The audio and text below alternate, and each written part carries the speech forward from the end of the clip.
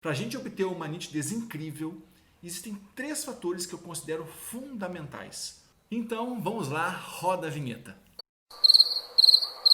Antes de mais nada, eu gostaria de te pedir que se inscreva aqui no canal, porque toda semana eu posto pelo menos 2 vídeos falando sobre muito conteúdo para quem quer aprender mais sobre fotografia, sobre retratos.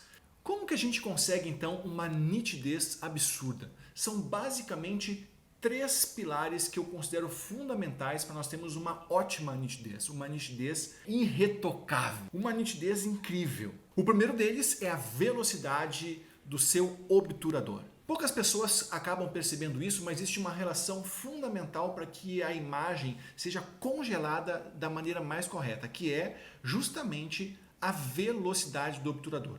O que seria isso? É justamente o tempo em que o obturador que fica na lente da câmera fica aberta, permitindo a entrada de luz para o sensor. Quanto mais tempo esse obturador fica exposto, mais luz vai entrar ao longo de um tempo, fazendo com que a imagem não fique perfeitamente congelada. Além disso, existe uma relação que é muito importante para as lentes, que é a gente considerar que o número da velocidade deve ser no mínimo o dobro da abertura que você está usando na lente. Por exemplo, se eu uso uma lente 50mm, a minha velocidade mínima deve ser de 1 para 100. 100 é o dobro de 50. Se a minha lente é uma 85mm, eu devo pegar esse 85, multiplicar por 2 e ver qual é a velocidade mínima que eu teria para esse número. 85 vezes 2, é só você fazer o cálculo.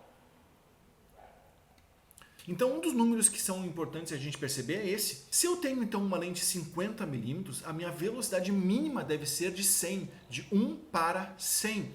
1 para 100 é a fração do segundo, para que eu tenha essa imagem perfeitamente congelada.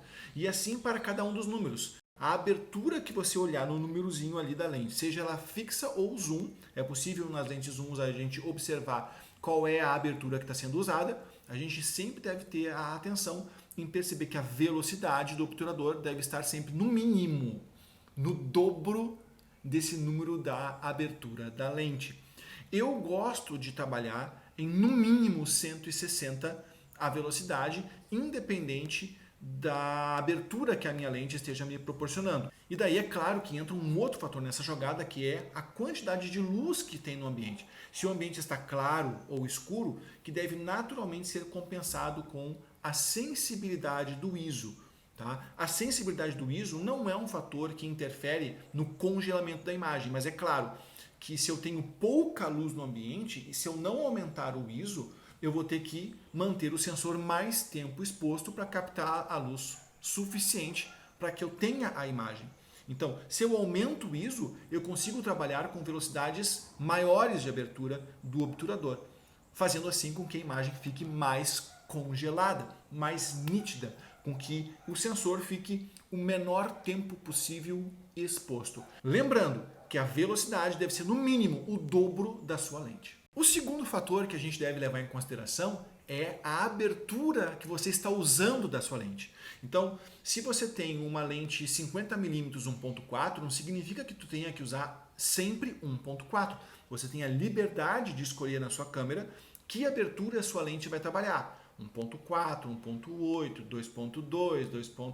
E assim por diante, até chegar em 22. Você, para um retrato ou para um evento social, usar uma abertura que varia entre 5.6, 7, 11, saiba que você vai estar usando uma profundidade de campo, uma área da sua fotografia em que você terá o foco. Então, se você não está planejando a foto, mas simplesmente aconteceu ali naquele momento uma situação em que você tenha que clicar rapidamente, se você trabalhar com aberturas que variam entre 5.6 e 7, 11, saiba que a maior parte das lentes trabalha com essas aberturas para obter o máximo do foco possível.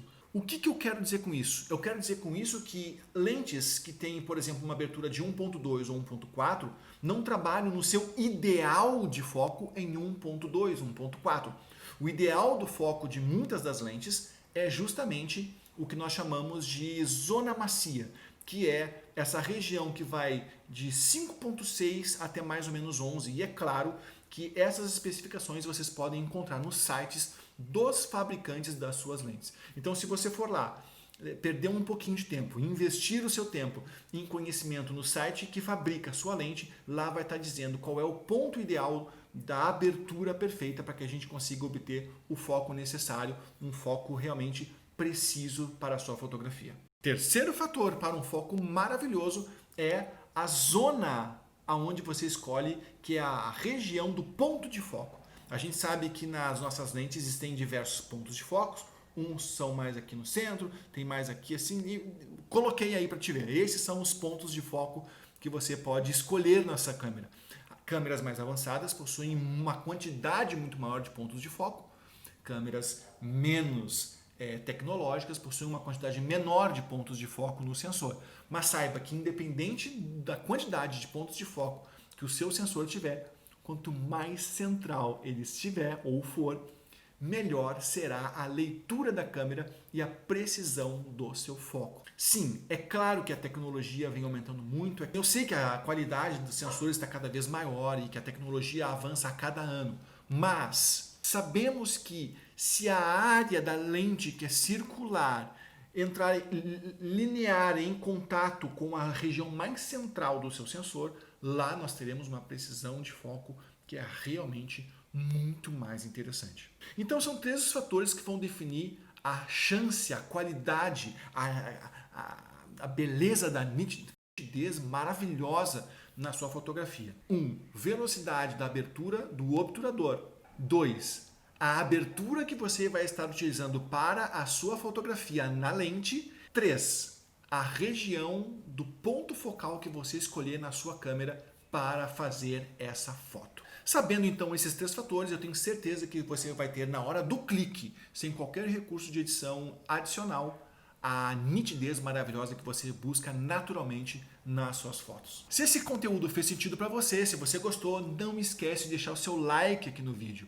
Também não se esquece de ativar as notificações, porque dessa maneira, a cada vídeo novo, você será informado de mais conteúdo para o seu retrato, para a sua fotografia. E claro, se tiver qualquer tipo de dúvida, é só colocar aqui nos comentários. Muito obrigado, continuem assistindo o Querido Retrato, um abraço, tchau!